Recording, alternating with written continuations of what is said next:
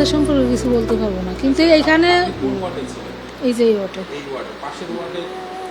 ওনার, হ্যাঁ আমি মানে আজকেই নামছি বেড থেকে। ওই ওয়ার্ডে কি হয়েছে না হয়েছে সেটা আমি বলতে পারবো না, কিন্তু সম্পূর্ণ এটা জানি যে নার্সদের গাফিলতি ওনারা। আমি জি জি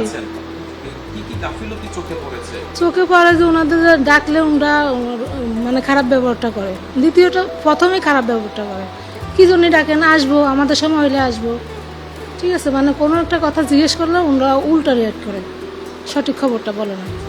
আমি তো এখানে মাগনা কিছু করতেছি না, আমার তো টাকা পে করতে হতেছে, ঠিক না। ওনাদের কিছু বললে ওনারা তেলে বাগুনে জ্বলে ওঠে।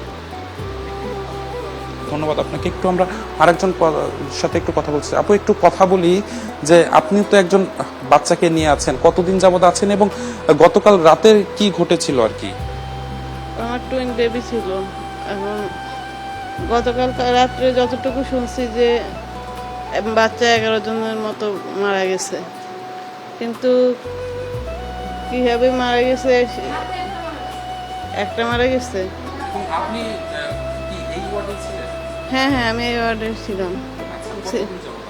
আমার সিজারের পর থেকে এখানে আছে আজকে কয়দিন। আমার শনিবার রাতে সিজার হয়েছে, আর হ্যাঁ এখানেই ছিল। হ্যাঁ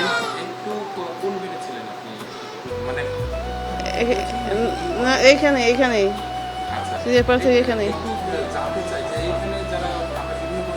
পাচ্ছি যারা কর্মরত নার্স রয়েছেন তাদের বিষয়ে আপনার কি বেশ কয়েকদিন যেহেতু আপনি হাসপাতাল আছেন, কি চোখে পড়েছে আপনার?